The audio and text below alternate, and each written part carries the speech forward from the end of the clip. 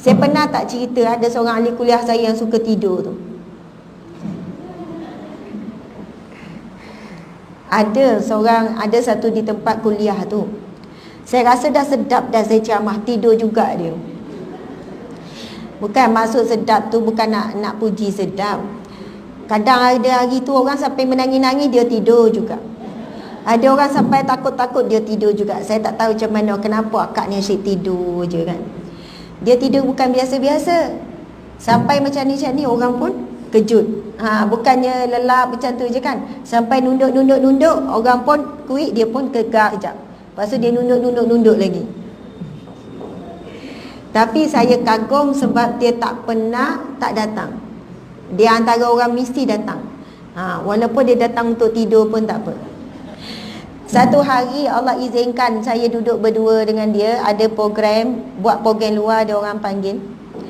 Lepas tu saya rasa tudung saya sengit ni kan. Tak apalah, tak betul lagi ni tudung.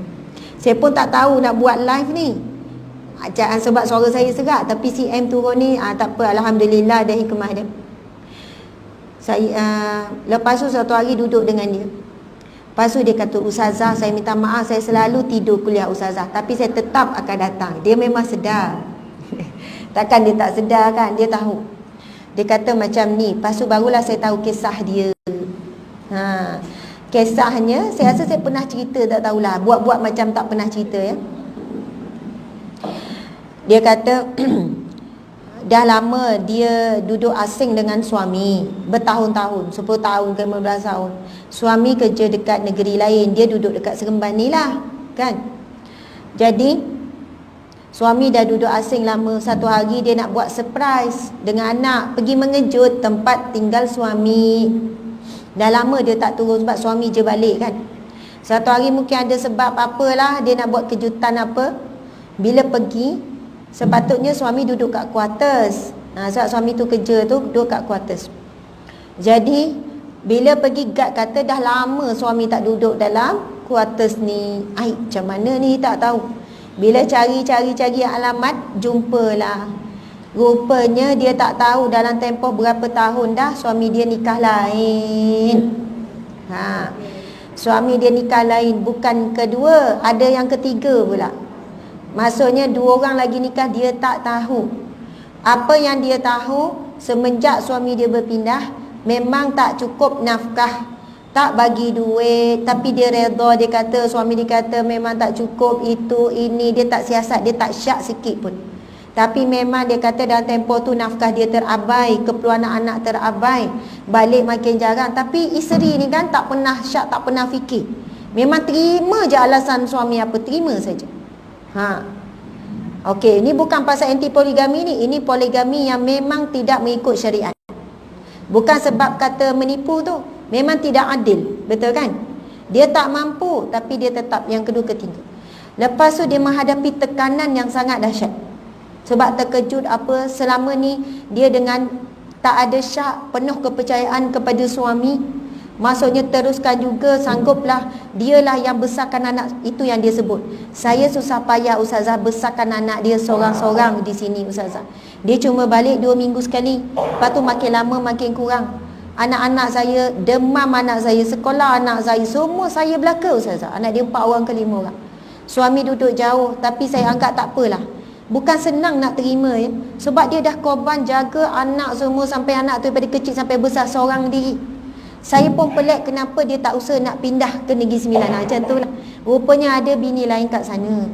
Dia punya stres tu sampai dia sakit dan dia ada penyakit insomnia tu. Tak boleh tidur malam. Betul tak sebutan tu? Laju-laju je sebut, takut salah. Kan? Insomnia. Betul lah tu. Senangnya penyakit tak boleh tidur malam tu. Dia kata saya malam sekarang memang tak tahu, dah makan ubat, dah dapat rawatan, malam tak boleh tidur. Jadi bila waktu siang ni lah Ustazah, dia bekerja. Kuliah ni waktu antara 2 ni, waktu rehat tu, tengah hari tu. Dan saya dapat tidur masa kuliah Ustazah je. Maksudnya mungkin ketenangan tu datang masa kuliah kan, wallahu a'lam. Dah masa kat pejabat mana boleh tidur Ustazah, tapi malam saya tak boleh tidur. Saya dalam proses rawatan.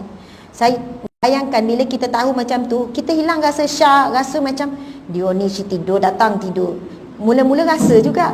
Kan kadang buat macam ni kat dia kan masa ceramah, masa ngajar pun tidur juga. Tapi bila saya tahu tu kan, saya kata kak tak apa kak, akak datang je, akak tidur, saya tak kecil hati. Yang penting akak datang. Itulah ustazah, saya ambil berkat sikit, saya tak dengar pun tak apa ya ustazah. Saya dengar-dengar juga sikit, tak apa. Sekarang kita dah faham masalah dia, betul kan? Sebab itu kadang kita pergi kuliah, kita tengok orang tidur bersangka baik. Dia mungkin tak tidur malam tadi. Ataupun dia terlebih tidur, dia jadi bila terlebih tidur mengantuk juga, betul tak? Kita bersangka baik dengan apa juga keadaan, kita tak tahu cerita orang tu, betul kan? Kalau kita duduk sebelah dia, muka tak nak senyum, ketat, janganlah kita fikir dia ni sombong lah, orang kaya sangat ke. Contoh kan, fikir macam-macam lah tu. Nampak baju biasa. Boleh cek, boleh tengok. Tak nak tegur aku sebelah beg macam murah aja. Tengok semua tu. Na'udzubillah min zalik. Punya dia nak membenarkan syak wasangka tu. Padahal orang tu dalam keadaan sedih sampai tak nampak orang kiri kanan, betul tak? Pernah orang yang datang kuliah dekat sekitar Seremban 2 ni, dia kata, ustazah, saya tetap datang kuliah, saya dalam keadaan sangat sedih. Sebab bila datang kuliah hati saya tenang. Saya boleh hilang kejap fikir tentang masalah suami saya. Saya boleh rasa macam saya tak tahu, tapi sebab apa sebenarnya datang majlis ilmu kan didoakan oleh malaikat. Allahumma ufilnahu warhamhu wa tub alaihi. Itu kan 3 doa malaikat kepada orang yang berada di masjid, di rumah Allah, di majlis ilmu.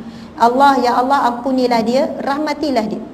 Berkat doa malaikat tu kan, rahmatilah dia. Dia sedang sedih, ya Allah, maka Allah berikan rasa gembira. Allah tiupkan rasa gembira dalam hati.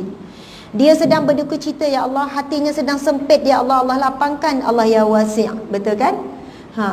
Dia sedang kesusahan, rizki dia, ya Allah, malaikat doa beri rahmat, Allah lapangkan rizki dia. Allah ya Razzaq, Allah yang memberi rizki. Subhanallah.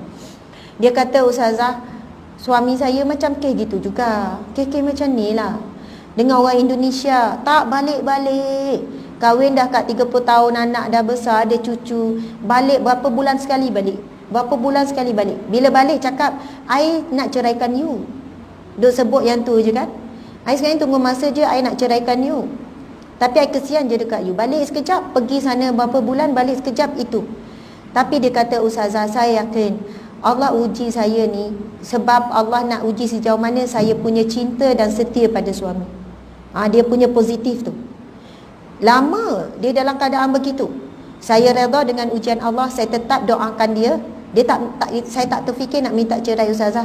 Saya tahu suami saya sedang sakit dan saya perlu bersabar, dia sedang sakit. Dia cuba ubah pemikiran dia.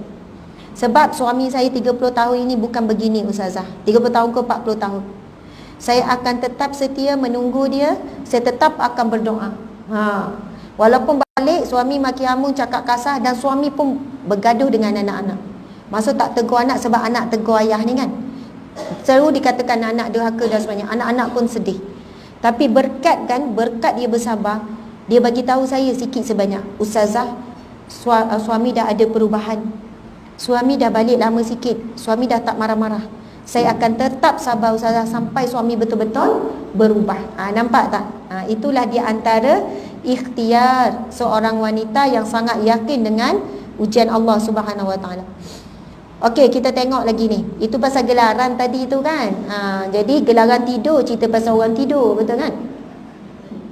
Allahu akbar.